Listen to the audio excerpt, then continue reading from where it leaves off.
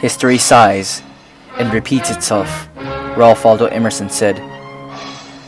The 20th century witnessed its great sigh when the Berlin Wall went down.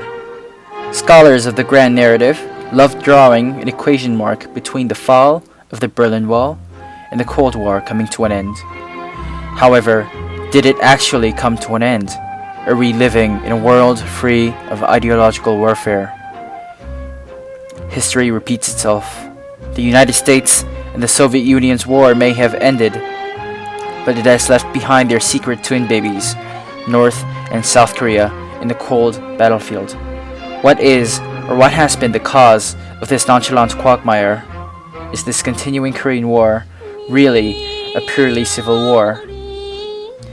This Cold War that we are in is something that Koreans do not have a choice of continuing. It is the ideological narrative of the Soviets and the US that constructed a norm that complete sovereignty requires termination of other ideologies.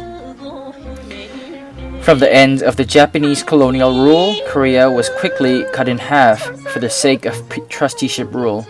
In a macroscopic point of view, neither the Soviet Union nor the United States wanted a united Korea, since both feared it would mean the one side would be losing and the other side would claim victory, since democracy and communism could not coexist.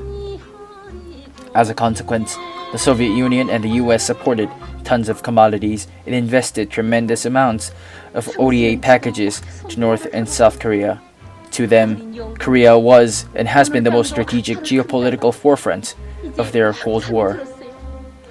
Currently, the two Koreas are continuously enlarging and empowering their military forces, but there is nothing significant that changes.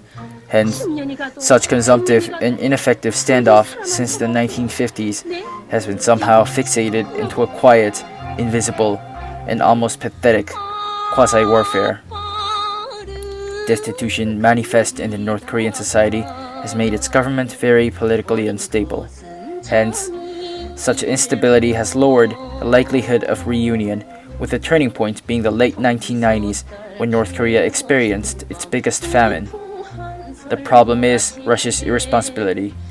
Despite the fact that Russia and the US divided up Korea in their own strategic interests and antagonized their relationships over the last decades, it has left behind the responsibility to help and support the effort to reunite the two Koreas. Today, South Korea is regularly aiding North Korea, even though North Korea frequently attacks, which is very paradoxical. Is North Korea even an enemy? If so, how could South Korea play an independent role in solving the antagonistic power dynamics at play with North Korea? This is an important question that must be answered by the government, scholars, and most of all, the citizens of South Korea.